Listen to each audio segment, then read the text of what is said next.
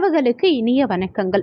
இன்றைய பதிவில் 2026ஆம் ஆண்டுக்கான குரு பெயர்ச்சி பலன்கள் சிம்ம ராசிக்கு எப்படி இருக்க போது, உங்க வாழ்க்கையில என்னென்ன மாதிரியான மாற்றங்களையும் தாக்கத்தையும் இந்த குரு பெயர்ச்சி ஏற்படுத்த போதுங்கிறத தெளிவாகவும் விரிவாகவும் இந்த பதிவில் நம்ம பார்க்க போறோம். வீடியோவை பார்க்கறதுக்கு முன்னாடி நீங்க நம்ம சேனலை இப்பதான் புதுசா பார்க்கறவங்களா இருந்தா மறக்காம சேனலை சப்ஸ்கிரைப் பண்ணிக்கோங்க.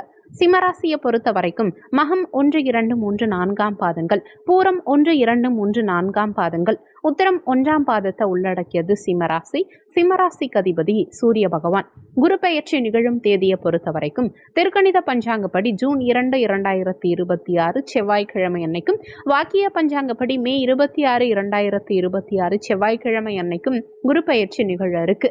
குரு பகவான் மிதுன ராசியிலிருந்து தன்னுடைய உச்ச ராசியான கடக ராசிக்கு பிரவேசிக்கிறார். சிம்ம ராசிக்கு இது 12ஆம் இடம். 12ஆம் இடத்துல மறைந்த நிலையில குரு பகவான் உச்சமாக போறார். சுமார் 12 ஆண்டுகளுக்கு பிறகு குரு தன்னுடைய உச்ச வீடான கடகத்தை அடைகிறது மிகவும் விசேஷமான அமைப்புன்னு தான் சொல்லணும். சிம்மராசிக்கு அதிபதியான சூரிய பகவானுக்கு குரு பகவான் நட்பு கிரகம் தான் இருந்தாலுமே சிம்மராசிக்கு 5 மற்றும் 8க்குரியவர் குரு பகவான். அதனால பாதி சுப ஆதிபத்தியமும் பாதி அசுப ஆதிபத்தியமும் கொண்டவர் குரு பகவான்.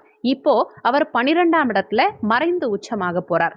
8ஆம் அதிபதி 12ல மறைந்த உச்சமாறது விபரீத ராஜயோகத்தை உருவாக்கும். இதனால நீண்ட நாள் போராட்டங்கள் எல்லாம் சிம்மராசி அன்பர்களுக்கு குறையும். அதை விட பெரிய விஷயம் என்னன்னா, அஷ்டம சனியுடைய பாதிப்பு டோட்டலா குறைய ஆரம்பிக்கும். என்ன காரணம்னா, குரு பகவான் 12ஆம் இடத்துல இருந்து தன்னுடைய பாக்கிய பார்வையா அஷ்டமஸ்தானத்துல இருக்கும் சனியை பார்ப்பார். சனிக்கு குரு பார்வை கிடைக்கும் காரணத்தினால சனியால ஏற்பட்ட இந்த அஷ்டம சனியின் தாக்கம், கெடுபலன்கள் அதெல்லாம் வெகுவா குறைய ஆரம்பிக்கும் சிம்மராசி என்பர்களுக்கு.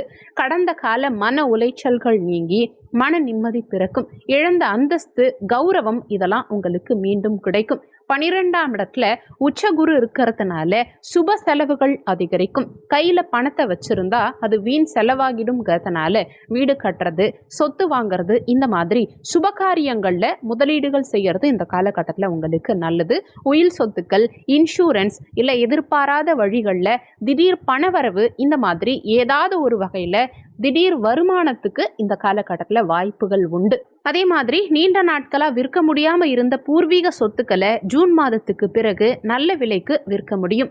உத்தியோகத்தை பொறுத்த வரைக்கும் பணிபுரியும் இடத்துல இருந்த மறைமுக எதிர்ப்புகள், மேலதிகாரிகளோட இருந்த மனஸ்தாபங்கள் இதெல்லாம் விலகும். வேலையில இருந்த சுமைகள் குறைந்து நிம்மதி பிறக்கும். 12ஆம் இடம்ங்கிறது அயன சயன போகஸ்தானம். 12ஆம் இடம் வெளியூர் பயணங்களை குறிக்கக்கூடிய இடம். இந்த குரு இங்க உச்சமாய் இருக்கிறதுனால நீண்ட காலமா வெளிநாடு போகிறதுக்காக முயற்சி பண்றவங்களுக்கு ஜூன் மாதத்துக்கு பிறகு நல்ல வாய்ப்புகள் அமையும்.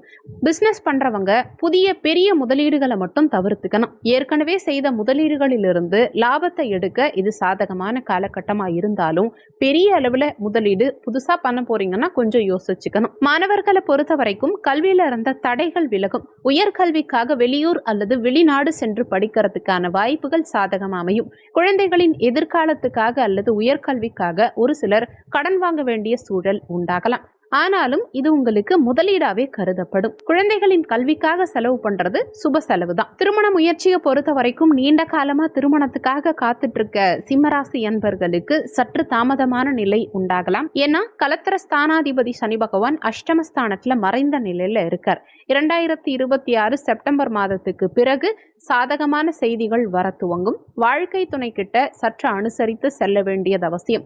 ஆரோக்கியத்தை பொறுத்த வரைக்கும் உடல் ஆரோக்கியம் இந்த காலகட்டத்தில் மேம்படும். தோல் சம்பந்தமான வியாதிகள், வயிறு சம்பந்தமான உபாதைகள், கண் சம்பந்தமான உபாதைகள் அதெல்லாம் கடந்த காலகட்டங்கள்ல இருந்தா இப்போ சரியாக துவங்கும். அஷ்டமாதிபதி 12ஆம் இடத்துல உச்சமா இருக்கிறதுனால ஒரு சிலருக்கு தூக்கமின்மை சம்பந்தமான தொந்தரவுகள் வரலாம், அல்லது நேரம் கடந்து சாப்பிடும் பழக்கம் ஒரு சிலருக்கு ஏற்படலாம். முடிஞ்ச வரைக்கும் ஆரோக்கியமான உணவுப் பொருட்களை உட்கொள்வது, நேரத்துக்கு சாப்பிடுறது, நேரத்துக்கு தூங்குறது அவசியம். சொந்த ஊர்ல இருக்கவங்களுக்கு வீண் அலைச்சல்கள் ஏற்படலாம். வெளியிடங்களுக்கு பயணம் பண்றது இந்த அலைச்சல்களை பயனுள்ளதா மாற்றும். இந்த காலகட்டம் சிறப்பா அமைய நீங்க செய்ய வேண்டிய பரிகாரம் என்னன்னா, வியாழக்கிழமை தோறும் சிவாலயம் சென்று தட்சணாமூர்த்திக்கு மஞ்சள் நிற மலர் அர்ச்சனை செய்து நெய் தீபம் ஏற்றி வழிபாடு செய்யறது சிறப்பு. முதியோர் இல்லங்களுக்கு சென்று உங்களால முடிஞ்ச உணவு தானம் பண்றது சிறப்பு. அவங்க ஆசீர்வாதம், குருவுடைய அருளையும் இது பெற்றுக் கொடுக்கும். அதே மாதிரி ஓம் குருவே நமகங்கிற மந்திரத்தை தினமும் காலை மற்றும் மாலை 108 முறை பாராயணம் செய்யறது மன தெளிவை கொடுக்கும்.